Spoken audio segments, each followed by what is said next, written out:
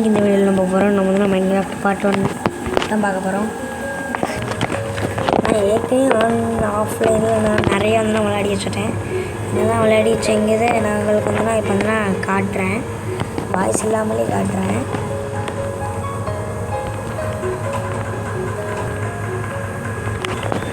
சரி, இந்த ஆடுலாம் நான் வந்து நான் மலை ஏறி போய் எடுத்துகிட்டு வந்துட்டேன்.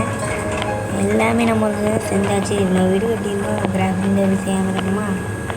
இந்த கோகோ பீன்ஸ் எதுக்கு தேவைப்படுங்கிறத கமெண்ட்டை சொல்லுங்கள். அதை வந்து நான் இதையும் ஃபார்ம் பண்ணி பார்க்கலான்னு பார்த்தா ஃபார்ம் பண்ண முடியல. வச்சு அதனால் எதுக்கு யூஸ் ஆகும் கமெண்ட்டில் சொல்லுங்கள்.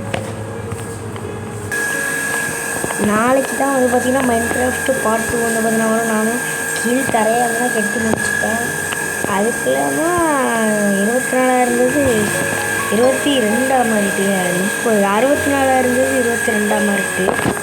சரி, நம்ம டக்குன்னு முடிச்சிடலாம். இப்போ இதை வச்சு நம்ம ஒரு டோர் செய்யணும். கிராஃப்டிங் டேபிளில் தானே டோர் செய்யணும்.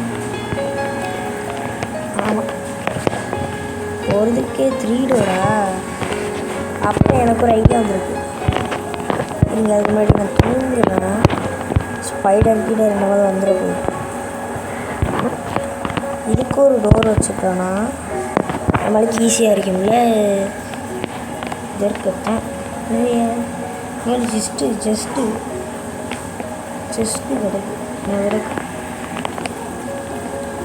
என் செஸ்ட்டை கொண்டு இதில் வைக்கலாம். இதில் வரணும் வச்சுட்டோம். நம்மளும் இதுக்கு ஒரு செஸ்ட்டு செஞ்சுக்கிறோம். ஒரு செஸ்ட்டு 2 செஸ்ட்டு அதுலேயே செஞ்சு முடிச்சாச்சு.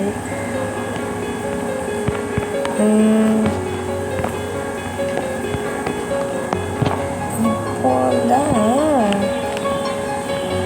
நம்ம ஃபார்ம் பண்ணது எல்லாம் வளர்ந்துருக்கேன். நம்ம தான் போய் பார்ப்போமா? வேண்டாம், தூங்கிட்டு போய் பார்ப்போம். ஸ்டோன் மைன் பண்ணிட்டு வந்தாச்சு. நம்ம டூல் செஞ்சுட்டு இதோட வீடியோ வந்து நான் முடிச்சுக்கலாம். 2 ஸ்டிக்கு வச்சு 3 இதை வச்சோன்னா இது வச்சுட்டு வச்சுட்டோன்னா ஒரு ஸ்வாடு போது. இப்போ நம்ம என்ன செய்ய போகிறோம்னா, எல்லாருக்குமே தெரிஞ்சிருக்கு இந்த மாதிரி வச்சாலே.